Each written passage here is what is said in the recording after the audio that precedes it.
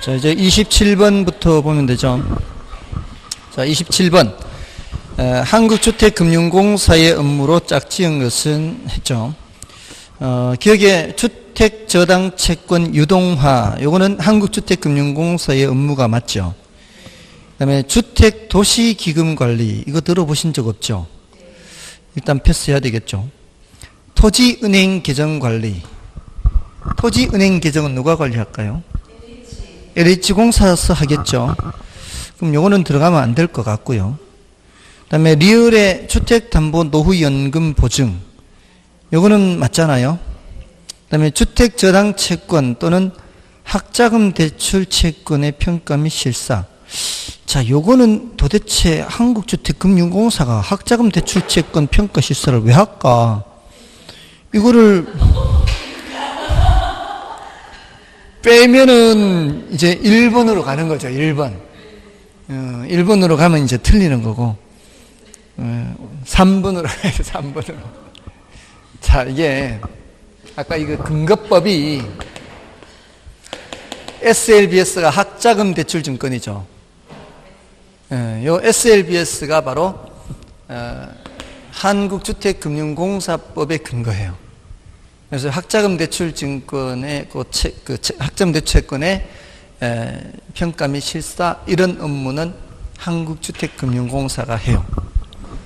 요 증권 발행 업무는 지금 한국장학재단에 위탁을 해놨지만 근거법이 다 이 법이에요. 그래서 그런 실사라든가 이런 거는 다 한국주택금융공사가 해요.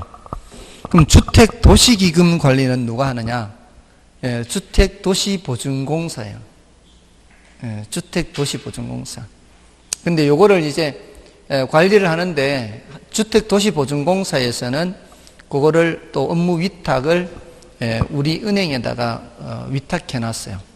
우리 은행이 이제 그렇게 총괄 수탁기관으로 업무를 위탁받아 하고 있어요.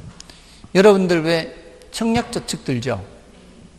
그거는 이 주택도시기금의 그 일반 수탁기관이라 그래가지고요. 시중은행에 10개인가 몇 개 이제 정해놨어요. 거기는 이제 주택청약저축 드는 거, 종합청약저축 드는 거, 그런 것들을 취급하는 은행이고, 전체적으로 이 기금을 다 관리하고 다 총괄적으로 하는 데는 우리 은행이에요.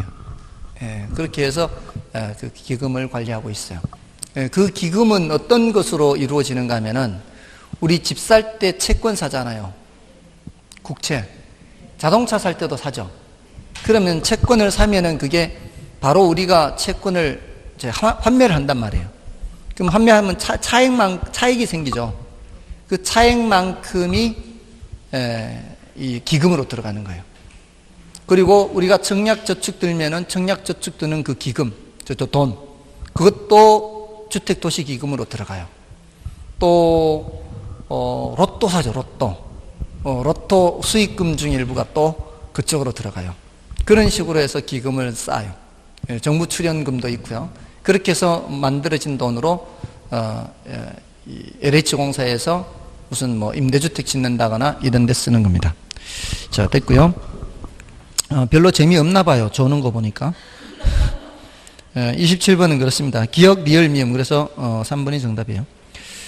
다음에 28번은 부동산 관리를 설명한 것이다. 틀린 것은 1번에 위생관리, 설비관리 및 보안관리는 기술적 관리에 속한다. 맞죠? 그 다음에 경제적 관리는 수익성 부동산의 관리에서 특히 중요하다.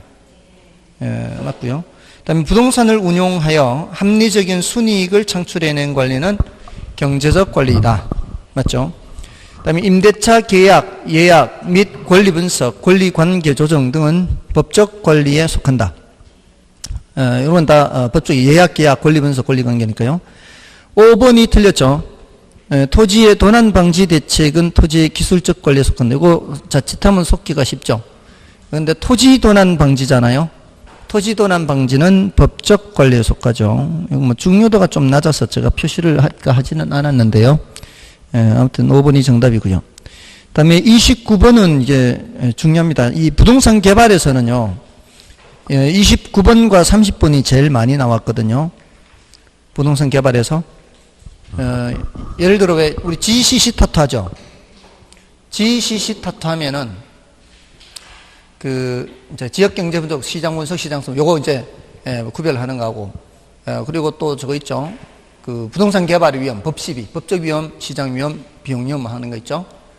그래서 그런 것들이 중요합니다. 그리고 30번의 민간 개발에 의한 거, 이것도 중요하고요. 아무튼 여러분이 보셨을 때 제가 사람이 순진한 것 같아요, 발랑 까진 것 같아요?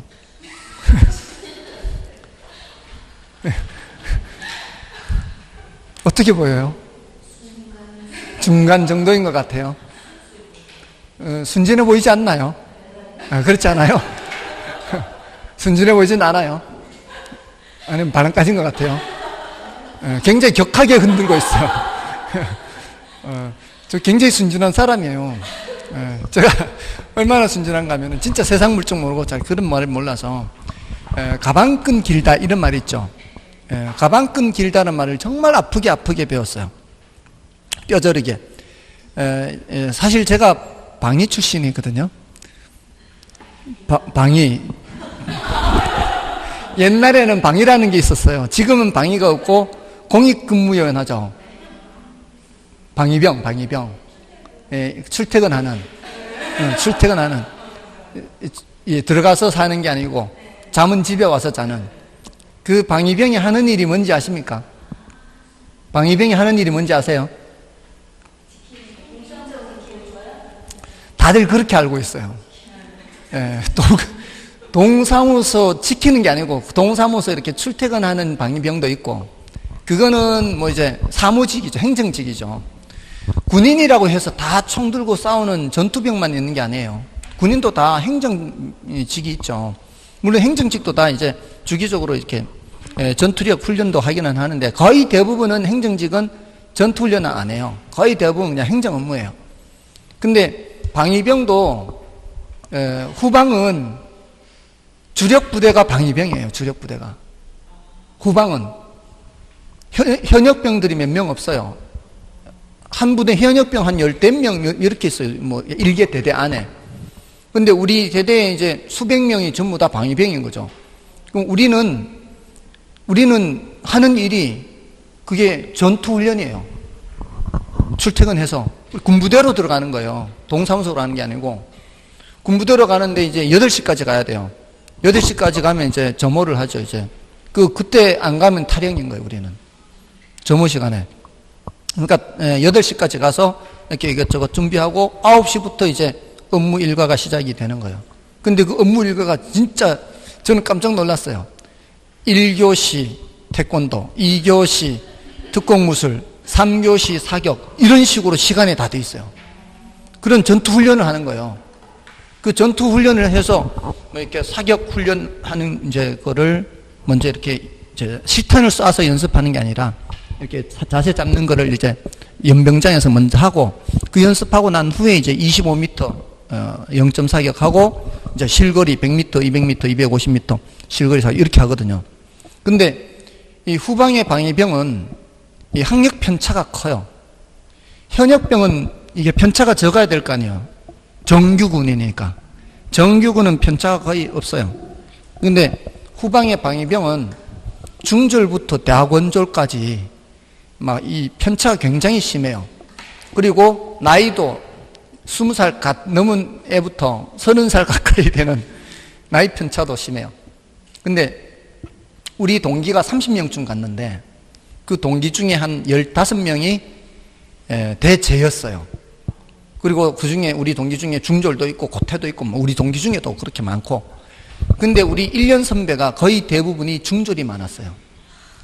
그러니까 중졸이 많은 선배들이, 고참들이 이 대제가 많으니까 굉장히 안이 꼬운 거죠. 근데 우리는 이제 데모 진압 훈련도 했어요. 그때 데모 진압 훈련은 이제 충정봉 있죠. 이 경찰들이 그 5.18 그 보면은 군인들이 들고 가는 이 나무 몽둥이 있죠. 그걸 들고 방석망을 하고 이 데모 진압 훈련 하거든요. 돌 던지는 거 이렇게 막으려고 방석망을 씌워요, 이렇게. 근데 이제 데모 진압 훈련을 하기 전에 우리 동기를 집합을 시키는 거예요. 이제 그 고참이, 1년 고참이 근데 이제 아직 준비도 하지 않은 상태에서 이제 다 이제 이렇게 모였는데 가방 끊긴 놈 나오라는 거예요. 그래서 순간적으로 오늘 내가 가져온 가방끈이 길었나 짧았나 그 생각하고 있었어요. 우린 출퇴근하니까 들고 다니는 가방이 있잖아요. 그래가지고 순간적으로 오늘 내가 가져온 가방이 끈이 길었나 짧았나 그 생각하고 이제 안 나갔거든요. 근데 이제 옆에 다른 놈들이 이렇게 몇 명이 나가더라고. 자들은 가방끈이 긴가? 그래서 가만히 있었더니 그 고참이 내 앞에 와가지고 니는 왜 안 나오냐면서 그 몽둥이로 머리를 치는 거예요. 그냥 헬멧도 없는 상태에 맨머리를 치는 거예요. 저는 그때 별이 보이는 걸 처음 느꼈어요. 정말 별이 막 이렇게 보이는 거예요. 근데 그 와중에도 오늘 내가 가져온 가방끈이 길었나? 그 생각을 했거든요. 저는 그 말이 그 뜻인지 그때 알았어요. 가방끈이 길다는 게 먹물을 많이 먹었는지 그걸 뜻하는 걸 그때 알았어요. 아무튼 굉장히 마음 아프게 배웠어요. 머리도 아프게. 제가 그런 사람이라고. 근데 이제 잠 깨우려고 했는 얘기인데 뭐 시간이 좀 길었네. 잠은 깼죠? 졸지 마시라고. 자, 아무튼 자 29번에 GCC 타투예요. 1번에 시장성 분석이죠. 시장성 분석에서는 대상 지역의 부동산 수에 영향을 미치는 인구, 고용, 소득, 교통체계 등의 요인을 분석한다. 지금 대상 지역의 부동산 수에 영향을 미치는 인구도 보고, 고용도 보고, 소득도 보고, 교통체계 이런 것도 보는 거는 지역 경제 분석이죠. 지역 경제 분석. 그죠? 그 다음에 흡수율 분석에서는 개발 사업과 관련한 거시적 경기 동향, 정책 환경, 지역 시장의 특성 등을 분석. 이것도 뭐예요? 이것도 지역 경제 분석이에요. 흡수율 분석은 그게 아니잖아요. 공급된 부동산이 지난 1년간 몇 % 흡수됐는지 이런 거 살펴보는 거죠. 그래서 2번도 틀렸고요. 그 다음에 3번의 시장 분석에서는 특정 지역이나 부동산 유형에 대한 수요 공급 등을 분석, 수급 분석하는 거 맞죠? 수급 분석 3번 맞고요. 그 다음에 타당성 분석에서는 대상 개발 사업이 분양 또는 임대될 수 있는 가능성을 분석한다. 대상 개발 사업의 분양 또는 임대될 수 있는 가능성 보는 것은 이거는 시장성 분석이죠. 그 대상 개발 사업이라는 게 개발된 부동산일 수도 있고요. 앞으로 개발될 부동산일 수도 있습니다. 그래서 3번 맞는 말이에요. 4번 틀린 말이에요. 그 다음에 5번은 지역경제 분석에서는 대상 점포가 고객을 끌어들이는 지리적 범위를 분석한다. 지리적 범위. 고객을 끌어들이는 지리적 범위를 우리는 상권이라고 그래요. 상권. 그러니까 상권 분석이 되는 거예요. 그러니까 고객을 끌어들이는 지리적 범위를 분석한다. 뭐를 분석한다? 상권을 분석한다. 그래서 정답 3번이고요. 다음에 30번은 민간에 의한 부동산 개발 방식을 설명한 것 중 가장 옳은 것으로 짝지은 것은 기업의 자기 자금과 관리 능력이 충분하고 사업성이 양호하다면 사업 위탁 방식이 적합하다. 이게 자기 자금과 관리 능력이 충분하고 사업성이 양호하면 쥐가 직접 하면 되죠. 그래서 기억이 틀렸고요. 맞잖아요. 이제 1번, 2번은 빠지는 거고요. 그 다음에 등가 교환 방식은 토지 소유자가 소유한 토지 위에 개발업자가 자금을 부담하여 건축한 건물의 건축 면적을 토지 소유자와 개발업자가 전체 투입 자금 비율로 나누는 공동 사업 유형이다. 이거 맞죠? 이게 투입 자금 비율로 이렇게 나누죠. 그래서 니은은 들어가야 되니까 3번과 4번 중에 답이 있을 거고요. 3번, 4번을 보면은 니은과 리을이 공통으로 들어있죠. 이런 문제 풀 때는 이렇게 풀면은 좀 더 빠르게 풀 수 있죠. 그럼 디귿이나 미음에서 결정이 날 수 있죠. 자, 디귿을 보시면 개발 신탁 또는 토지 신탁에서는 신탁회사의 소유권을 넘기고 토지 소유자가 자금을 조달하여 사업을 시행한다. 토지 소유자가 신탁회사의 소유권을 넘긴 후에 나머지는 누가 다 알아서 하는 거예요. 신탁회사가 다 알아서 하는 거잖아요. 그럼 토지 소유자가 자금을 조달할 이유가 없죠. 디귿은 틀렸어요. 그 소리는 답이 4번이 된다는 얘기죠. 다음에 신차지 확인만 해보겠습니다. 신차지 방식은 개발업자가 토지를 임차에 개발하는 방식으로서 계약기간 중에는 소유자에게 지대가 지급되죠. 계약기간 동안에 지대가 지급되기 때문에 종료 시점에선 건물이 유상으로 양도되는 거죠. 돈을 주고 받는 거죠. 그 다음에 대규모 개발 사업에서는 법인 간의 컨소시엄을 구성하여 사업을 수행하는 것이 적합하다. 그렇죠. 규모 개발 사업에서 주로 그렇게 하죠. 넘어가시고요. 다음 이제 31번입니다. 토지 가격 결정에 영향을 미치는 요인에 관한 설명 중 옳은 것은 1번에 기대 인플레이션율이 오른대요. 이 소리는 뭐예요? 앞으로 인플레가 발생할 것이다. 예상하는 인플레가 올라가면은 사람들이 돈으로 들고 있는 것보다는 실물 자산을 사는 게 더 낫죠. 그러면은 토지 가격은 올라가겠죠. 그래서 1번은 바로 옳은 거예요. 맞죠? 근데 토지에 대한 위험이 커지면 토지 가격이 올라가겠어요? 위험이 커지면 가격은 내려가죠. 아까 썼는 그거죠. 투자 가치 할 때. 투자 가치는 요구 수익률분의 장래 기대 수익 했잖아요. 이때 위험이 커질수록 얘가 커지잖아요. 그러면은 투자 가치는 떨어지는 거죠. 그 다음에 신도시 개발 계획이 발표되면 사업 예정지 주변 지역의 토지 가격이 올라가고요. 그 다음에 지대가 상승하면 토지 가격은 올라가죠. 이게 이제 올라가면 이게 내려가는 거죠. 그래서 이거는 비례죠. 이게 올라가면 함께 올라가는 거죠. 이건 비례. 그래서 틀렸고. 그 다음에 이자율이 상승하면 토지 가격 상승. 이자율이 올라가면 이거 일종의 그 이자율 개념이잖아요. 이게 올라가면 여기는 내려가고 반대로 움직이는 거죠. 그래서 정답은 1번입니다. 다음에 32번은 공업 입지에 대한 다음 설명 중 틀린 것은 수송비가 차지하는 비중이 적고 기술 연관성이 높대요. 이러면은 그 관련되는 업종들이 한데 모여 있어야 유리하겠죠. 이런 거는 집적 지향 입지가 유리하겠죠. 다음에 보편 원료를 많이 사용하는 산업이나 중량 증가 산업은 시장 지향 입지가 유리하다.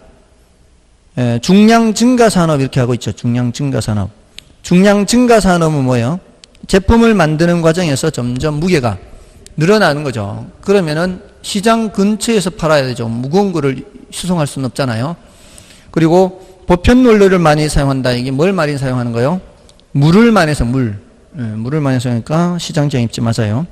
그 다음에 편제 원료를 많이 사용하는 거는 원료 지향 입지를 해야 되겠죠. 그리고 중량 감소 산업이 뭐예요? 물건을 만드는 과정에서, 제품을 만드는 과정에서 무게가 점점 줄어든다는 얘기는 폐기물이 많이 발생한다는 얘기죠. 그럴 경우에는 공장, 원료 근처에서 제품을 만들면서 그냥 폐기물을 버리는 게 좋은 거죠. 그래서 맞고요. 다음에 생산비에서 임금이 차지하는 비중이 큰 산업은 노동지향 입지 경향이 있다. 이거 섬유 산업이나 신발 산업 그렇지 않나요? 그리고 5번에 중간 지점 지향 산업은 원료와 제품의 수송 체계가 같을 경우 적한 지점에 입지하는 것이 유리하다. 이거 정답 뭐 찾았어요? 5번 찾았어요? 못 찾은 분들 뭐 찾았어요? 답이 없죠? 5번을 못 찾으면 답이 없는 것 같아요. 중간 지점 지향 산업은 수송 체계가 같을 경우가 아니죠. 수송 체계가 바뀔 경우예요. 수송 체계가 바뀔 때 철도 교통에서 도로 교통으로, 해상 운송에서 육상 운송으로, 그 적환 지점이라는 거 있잖아요. 적환 지점. 적환이 뭐예요? 옮겨 싣는다는 거잖아요. 옮겨 싣는 것은 그런 수송 수단이 바뀌니까 옮겨 싣는 거잖아요. 그런 곳에 공장을 짓는 게 유리하죠. 그래서 제가 연탄 공장을 예를 들었었고요. 옛날에 연탄 공장. 그리고 우리나라의 경우 바닷가에 공장이 많은 이유가 해상 운송에서 육상 운송으로 바뀔 때는 바닷가에 공장이 있어야 훨씬 유리하다 그랬죠. 그래서 5번이 틀렸습니다. 다음에 33번은 계산 문제 중에서는 좀 쉬운 계산 문제인데요. 의외로 이게 좀 어렵다고 하시는 분들도 계세요. 아래 그림을 보고 허프의 상권 분석 모형을 이용하여 신규 할인 매장의 이용객 수를 추정하시오. 단 공간 마찰 계수는 2로 한다. 지금까지 한 번도 이 말고 다른 마찰 계수가 나온 적은 없다 그랬죠. 한 번도 다른 마찰 계수가 나온 적은 없어요. 그런데 혹시 다른 마찰 계수가 나올 수도 있으니까 조심은 해야 돼요. 만약에 마찰 계수가 3이다 그러면 어떻게 해야 돼요? 거리에 세제곱해야 되죠. 근데 이제 제곱이니까, 근데 세제곱이 나올 가능성이 제가 봤을 때 그렇게 높지는 않아요. 왜냐하면은 세제곱하면은 숫자가 너무 커져 버리잖아요. 한 2 정도, 거리 2 정도면 괜찮아. 2의 세제곱하면 8이니까 그 정도는 나올 수 있는데 벌써 3만 되면 3의 세제곱 해버리면 벌써 27이 되어버리거든요. 3의 세제곱은 27이죠. 3 곱하기 3 하면 안 돼요. 3 곱하기 3 곱하기 3번 해야 돼요. 3의 세제곱. 3, 9, 27이니까 숫자가 너무 커져버려요. 이러면은, 좀 숫자가 너무 커지니까 이제 숫자를 관리하기 좀 어렵거든요. 자, 아무튼 간에, 우리 이제, 상거래 흡인력은 거리에, 이게 마찰 계수죠, 이게. 마찰 계수요. 그 다음에 크기에 비례한다 이거잖아요. 그래서 신규 할인 매장의 이용객 수를 추정하라고 돼 있죠. 자, 이럴 때는 이제 마찰 계수뿐만이 아니라 뭐를 조심해야 되는가 하면은 이용객 수가 그 도시 소비자 거주지 전체 인구인지 아니면은 뭐 60%만 요 할인 매장을 이용한다든지 이런 함정이 있는지 봐야죠. 근데 여기는 그런 함정이 없죠. 15만 명을 다 나누면 돼요. 근데 신규 매장이 당기는 힘 계산하면 되잖아요. 그럼 신규 매장까지 거리가 몇이에요? 5km니까 25 제곱하면 25분의 크기는 5,000이니까 이거 계산하면은 200인가요? 네, 200이죠. 기존 매장이 당기는 힘은 뭐의 제곱이에요? 3의 제곱이면 9죠. 9분의 3,600 하면은 400인가요? 그러면 몇 대 몇인지를 알 수 있잖아요. 몇 대 몇이에요? 1대 2 이런 식으로. 1대 2란 얘기는 총 몇 등분 하란 얘기예요? 총 3등분 해서 한 칸을 신규, 2칸을 기존 이렇게 하면 되잖아요. 15만 명을 3등분 하면 어떻게 돼요? 15만 명을 3등분 하면은 5만 명이죠. 5만 명. 5만 명은 신규 매장으로, 10만 명은 기존 매장으로. 그래서 3번이 정답이 되겠죠. 계산 다 해놓고 또 5번 가면 안 되죠. 그럼 너무 억울하죠. 혹시 그렇게 틀린 건 아니겠죠. 다음 이제 34번. 이 계산 문제는 끝까지 조심해야 돼요. 계산 문제는 끝까지 문제에서 뭘 묻는지를 확인하고 대답을 해야 되거든요. 34번은 이거 뭐 별로 할 것도 없죠. 다음에 부동산 마케팅 활동은 4P 중 각각 어디에 해당되는가? 4P. 포피라 그래야 돼요. 죄송합니다. 하나는 한글로 쓰고 하나는 영문자로 써서. 자, 포피를 할게요, 앞으로. 기억에 방문객에 대한 경품 추첨. 이거는 판촉 활동이죠. 그래서 판촉 활동 3번, 4번 중에 있고요. 그 다음에 아파트 단지 내 충분한 조경 및 녹지 공간 확보. 요거는 제품 측면이죠. 그래서 4번. 뭐 이런 거는 그저 먹기죠. 이런 건 당연히 풀어야 되고요. 자, 이제 35번 여기서부터는 이제 감정평가론인데 부동산의 경우 가치와 가격은 엄격히 구분되어 사용된다. 다음 가치와 가격에 대한 설명 중 옳은 것은 1번에 가격은 현재의 값이나 가치는 미래의 값이다. 가격은 과거의 값이고 가치는 현재의 값이죠. 그래서 틀렸고요. 다음에 일반적으로 부동산과 같은 내구재의 가치는 교환의 대상으로 상대 재화를 지배하는 힘으로 정의된다. 보통 내구재는요, 이렇게 교환의 대상으로 상대 재화를 지배하는 이렇게 얘기하지 않고요. 요거를 교환 가치라고 하거든요. 요 따옴표 안에 있는 거를. 보통 내구재는 장래 기대되는 편익의 현재값 이렇게 해요. 장래 기대되는 편익의 현재값 이렇게. 그래서 틀렸고요. 그다음에 가격은 추상적이나 가치는 구체적이다. 이게 바뀌어 있죠. 3번 바뀌어 있어서 틀렸고요. 그다음에 4번에 단기적으로 가치와 가격 간에는 오차가 존재할 수 있지만 장기적으로 가격은 가치에 회귀한다. 요거는 맞죠.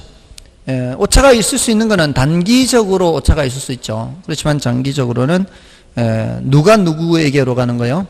가격이 가치에게로 가는 거죠. 4번은 맞고요. 그 다음에 5번에 가격은 동일 시점에 여러 개가 존재할 수 있지만 가치는 동일 시점에 하나밖에 없다. 요것도 바뀌어 있죠. 가치는 동일 시점에 여러 가지가 있지만 가격은 오직 하나밖에 없습니다. 그죠? 정답은 4번이고요. 그리고 지금 여러분들 시험을 치실 때 마킹 행거를 다 제출하셨나요? 마킹을 하셨어요, 일단? 마킹을 했는 걸 제출하셨나요? 이 훈련이 돼 있어야 돼요. 이거 훈련 안 돼 있으면은, 10분이라는 시간을, 마킹하는 거. 예를 들어, 100분 중에 10분이라는 시간 정도는 마킹해야 되거든요. 그럼 푸는 거를 90분만 풀어야 되겠죠. 100분 풀면 안 돼요. 예전에 그런 분이 계십니다. 이게 마킹하는 훈련을 안 한 거예요. 모의고사를 보더라도 실전처럼 해야 되는데 늘 100분 동안 푼 거예요. 마킹은 안 하고. 그게 어디서 그대로 나타나요? 시험장에서 또 그대로 나타나는 거죠. 그냥 왔어요. 답안지 제출 못하고. 아무 소용 없는 거야. 평소에 하라는 대로 하는 거죠. 그러니까 모의고사 볼 때는 실전처럼 하셔야 됩니다. 시간 딱 재놓고. 그러니까 한 과목만 보려면 45분만 풀어야 돼. 45분만 풀고 5분 동안 마킹하고 이걸 훈련을 해야 돼요. 근데 가능한 한 100분 동안 재놓고 푸는 게 좋아요. 왜냐하면은 예전에 이런 분도 계신다고. 이게 평소에 마킹하라는 훈련도 하라고 분명히 했는데 마킹하는 거 훈련을 안 한 거예요. 근데 이 사람은 자기가 민법을 먼저 푸는 게 더 이제 편하다고 생각하고 늘 민법을 먼저 풀었던 거예요. 마킹은 안 하고. 시험장에서 마킹을 처음 한 거예요. 민법을 먼저 한 거죠. 결론을 나중에 하고. 1번부터 40분까지 민법을 먼저 한 거지.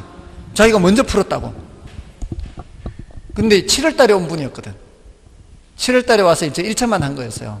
그러니까 공부한 게 이제 얼마 안 된 7, 8, 9, 10 이렇게 되니까. 근데 합격했어요. 문제지에서는. 답안지에서 안 된 거지. 그 이듬해 결국 1차, 2차 다 같이 했어요. 2차만 하면 될 걸 1차만 한 거죠. 그러니까 평소에 연습은 실전처럼 해야 돼요. 이걸 반드시 제출하는 훈련을 해야 돼요. 답안지를 마킹하고 그 훈련을 하셔야 돼요. 안 그러면은 실전에서 낭패를 보게 돼 있습니다.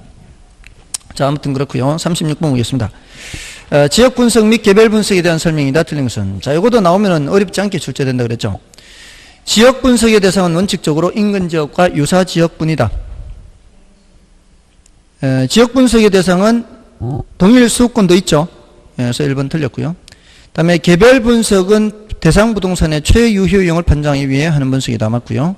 지역 분석은 표준적 이용이죠. 다음에 대상 부동산과 같은 행정구역이나 공법상 용도 지역에 속한 지역을 인근 지역으로 설정하여야 하는 것은 아니다. 맞죠? 이게 대체로는 일치할 수 있습니다. 대체로는.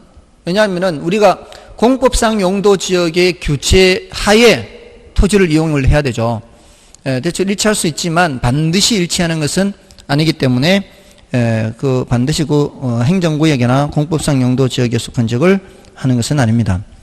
일반적으로 지역 분석을 먼저 하고 지역 분석의 결과에 기초하여 개별 분석을 한다. 그렇죠. 선행 분석이 지역 분석, 후행 분석이 개별 분석. 그다음에 유사 지역은 인근 지역과 지역 특성이 유사한 지역으로 가격 면에서도 유사한 지역이죠. 가격 면에서 차이가 나면은 유사한 지역이라고 할 수가 없습니다. 우리는 뭐를 늘 신경 써야 되는가 하면은 대상 부동산과 대체 경쟁 관계 있는 걸 신경 써야 돼요. 그럼 대체 경쟁 관계 있으려면은 용도 면에서도 비슷해야 되지만 가격 면에서도 비슷해야 돼요. 다만 유사지역은 지리적 인접성은 따지지 않죠. 유사지역이 지리적으로 인접할 필요는 없죠. 어디 안에만 있으면 돼요? 동일 수급권 안에만 있으면 되는 겁니다. 그래서 정답은 1번이고요. 다음에 37번입니다. 30번. 자, 이런 거는 맞춰야 된다 이 말이에요. 다음은 감정평가와 관련된 내용이다. 틀린 것은 1번에 3방식 병용의 경우 시산가액의 조정작업이 필요하며 이 경우 시산가액을 산술평균에서 조정하는 것은 아니다. 이게 가중치를 달리하죠.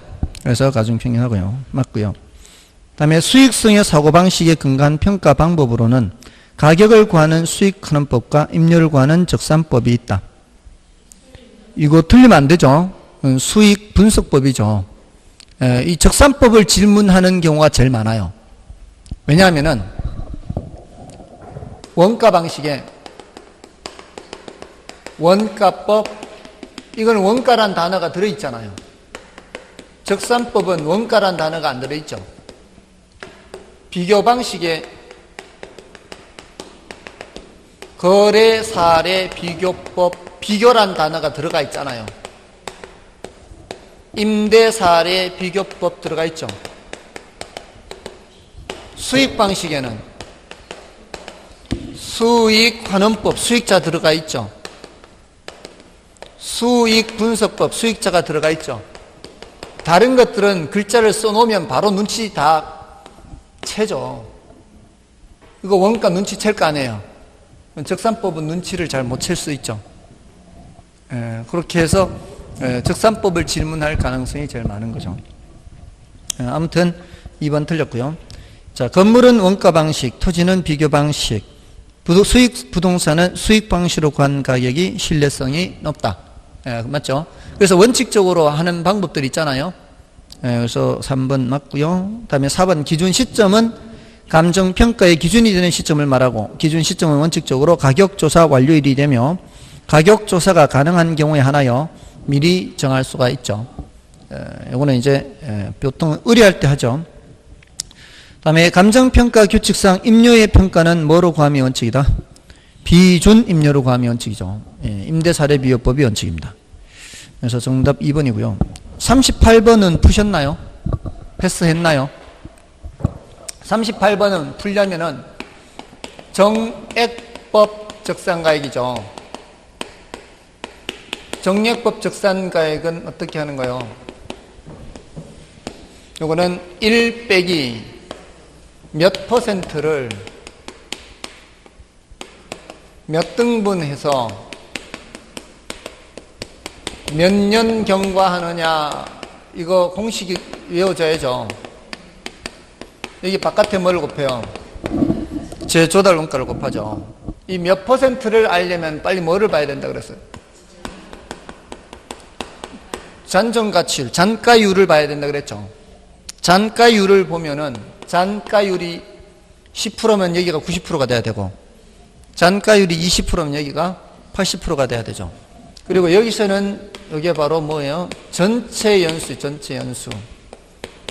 잔존 연수로 하면 안 된다고요. 이게 이 문제를 풀 때, 계산 문제를 풀 때는 틀릴 만한 요소들에서 주의할 거를 생각하면서 풀면 돼요. 그러면 절대로 틀리지 않고요. 시간도 1분 내에 풀어요. 하나하나 체크를 할 때. 그러면 자, 이게 잔가율이 몇 프로라고 돼 있어요? 잔가율이 10%로 돼 있죠. 그러면 1 빼기 무엇을 0.9를 해야죠. 0.9를. 90%를 숫자로 나타내야 되죠. 이게 이제 100%를 1로 나타냈기 때문에 몇 등분 해야 돼요? 40등분 해야 되죠. 지나간 게 5년, 남은 게 35년, 40등분 해야 되고, 경과년수 5년, 그 다음에 재조달 원가가 얼마예요? 200만 원이고 150제곱미터니까 3억 이렇게 되겠죠. 200 곱하기 150이에요. 200만 원에 150. 맞나요? 자, 그럼 요거 0.9를 4등분 하는 거는 반띵 2번 하는 거죠. 반띵 한 번 하면 0.45, 또 한 번 하면은 0.225. 10등분을 또 해야 돼요. 0.0225 여기다 곱하기 5를 해야 돼요. 5, 25, 5, 2, 12 1 올라갔으니까 5, 2, 11 0.1125죠. 그러면 1 빼기 0.1125예요. 여기 더해서 9가 되는 수 8, 8, 7, 5죠. 0.8875에다가 3억을 곱하면 되죠. 3, 5, 15, 3, 7이 22, 3, 8이 26, 3, 8이 26, 2, 6, 6, 2, 5. 맞나요? 계산기로 하면 되죠. 저는 계산기가 없어서. 근데 요거 쌀집 계산기로 할 땐 조심해야 돼요. 우리 이제 저런 공학용 계산기는 이 괄호 해가지고 순서대로 하면 되잖아, 그냥. 디스플레이가 되죠. 화면에 표시가 되잖아, 이게. 근데 쌀집 계산기로 하면은 1 빼기 먼저 하면 안 되죠. 1 빼기 0.9 하는 순간 0.1이 돼버려요. 쌀집 계산기는. 그러니까 쌀집 계산기 이걸 먼저 해야 돼, 이거를. 0.9 나누기 40 곱하기 5를 먼저 해서 요 계산 결과를 여기 적어 놓고 0.1125를 적어 놓고 그래서 1 빼기 0.1125 해놓고 그 다음에 3을 곱해야 됩니다. 아시겠어요? 쌀집 계산기는 이거 먼저 해야 돼. 이거 먼저 순서대로 하면 안 되고. 그래서 쌀집 계산기가 불편하다는 거예요. 쌀집 계산기가 좀 사용하기가 불편해. 자, 아무튼 그렇습니다. 그 다음에 39번은 환원율 묻는 거죠. 환원율 묻는 거는 내가 어떤 식으로 환원율 계산해야 되느냐. 그걸 이제 경우에 따라 생각해야 되죠. 총 투자액 순영업 소득 이렇게 묻느냐. 지금 이건 그게 아니잖아요. 총 투자액은 나왔는데 순영업 소득이 없죠. 그 다음에 수익률 더하기 회수율. 자, 아까 수익률 더하기 회수율 나온다 그랬죠. 뒤에 문제에서 자료를 주는 것에 따라서 수익률 더하기 회수율 요렇게도 환원율을 물을 수가 있어요. 근데 요렇게 물을 때는 반드시 여기 뭐를 알려준다고요? 직선법으로 회수하세요. 이렇게 이게 없으면 문제 못 풀어요. 직선법 회수 이런 말 하면은 앞으로 남은 기간 동안 100% 하세요. 이런 뜻이거든요. 그러려면 문제에서 어떤 자료를 줘야 돼요. 남은 연수가 얼마이고 직선법으로 해서 이런 말이 있어야 될 거 아니에요. 그런 말 없죠? 그것도 안 돼. 그러니까 이 투자론에서 나온 환원율 정의에 따라서 총 투자액분의 순영업소득 이걸 부동산 가격이라고 한다면 요 공식을 1번 공식이라고 그래요. 1번. 이게 제일 중요한 공식이에요. 환원율을 이렇게 구하는 거. 우리 투자론에서 얼마나 자주 나와요. 이게 2번 공식이라고 한다면 3번 공식은 토토근거네요. 4번은 지지저저예요. 5번은 부저저예요. 근데 3번, 5번 출제가 됐어요. 1번도 출제가 됐고요. 아직 2번, 4번이 출제가 안 됐는데 2번이 출제 가능성이 4번이 출제 가능성이 더 높아요. 2번보다는 지지저저. 자, 근데 자료가 보세요. 총투자액 순영업 소득, 직선법 이런 말들 보면 어떻게 하라 환원율을 구하더라도 금방 가죠. 토지 건물이 나와야 될 거 아니에요, 여기는. 근데 토지 건물이 말이 없잖아요. 그럼 남는 거는 4번, 5번밖에 안 남는데 4번, 5번은 여기 저저가 같은 저저란 말이에요. 저저 가지고는 구별이 안 된다고. 그러니까 구별되는 게 뭐예요, 여기? 지분 배당률과 부채 감당, 이게 이제 구별되는 거란 말이에요. 그죠? 그러니까 문제에서 지분 배당률이 있느냐 없느냐, 부채 감당률이 있느냐 없느냐, 요거 보고 판단한단 말이에요. 근데 거기 뭐가 보여요? 지분 배당률이 보이잖아요. 그러면 뭐 어떻게 가라고요? 지지저조로 가란 말이에요. 그럼 지지저조 써놓고 이제 내돈 비율이 뭐예요? 내돈 비율. 이게 앞에 내돈 비율이잖아요. 내돈 비율이 얼마예요? 4천만 원 0.4 하면 되지. 그럼 자동으로 남의 돈 비율은 0.6 되는 거죠. 내돈 비율, 남의 돈 비율 이렇게 되니까. 여기는 지금 방금 뭘 곱하라 그랬어요? 지분 배당률을 곱하라 그랬잖아요. 15%. 여기는 뭘 곱하는 거예요? 저당 상수 곱하는 거죠. 이자율이 아니고 저당 상수. 곱하기 10% 하면 되잖아요. 그러니까 이 계산 자체는 안 어렵다고. 계산 자체는 안 어려운데 빠른 시간 내에 이 5가지 방법 중에 어떤 방법으로 풀 건지 결정하는 거거든요. 그러니까 기억하고 계시라고 이거를. 이 자체가 중요하잖아요. 이게 이 자체가. 이거는 성질로서 굉장히 중요해요. 이거 괄호 채워넣기 문제도 나온 적도 있고. 그러니까 총투자액 순영업속으로 하느냐, 수익률 회수율이냐, 토토건건 지시저저 부저냐, 이거 딱 해놓고 나오면 이렇게 하면 돼요. 이게 아직 출제 안 됐다고. 지시저저가. 그렇다고 지지저저만 기억하지 말고. 자, 아무튼 이렇게 하면 몇 프로요? 12% 나오죠. 여기가 6%, 여기가 6%. 맞죠? 다음에 40번은 물건별 평가죠. 감정평가에 관한 규칙에 의한 물건의 종별에 따른 평가 방법에 관한 설명이다. 틀린 것은 1번의 공장, 재단의 평가는 개별 자산의 평가액을 합산하여 행한다. 다만 계속적인 수익이 예상되는 경우 등 일괄하여 평가할 때에는 수익환원법을 적용할 수 있죠. 맞죠? 다음에 과수원의 평가는 거래 사례 비교법에 의한다. 맞죠? 다음에 토지 평가에 있어서는 당해 토지와 용도, 지목, 주변 환경 등이 동일 또는 유사한 인근 지역에 소재하는 개별 공시지가를 기준으로 평가한다. 표준지 공시지가죠. 그래서 틀렸고요. 산림은 산지와 인목을 구분하여 평가하는 것이 원칙이다. 맞죠? 산지는 토지니까 공시지가로 가면 되는데 인목은 뭐로 가야 돼요? 거사비로 가야 되죠. 산지와 인목을 일괄할 때도 거사비로 가야 되죠. 맞나요? 그 다음에 토지와 건물 일괄하여 평가하는 경우에도 거사비로 가고요. 건물만 평가하는 경우는 뭐예요? 원가법이죠. 자, 그렇게 정리하시면 되겠죠.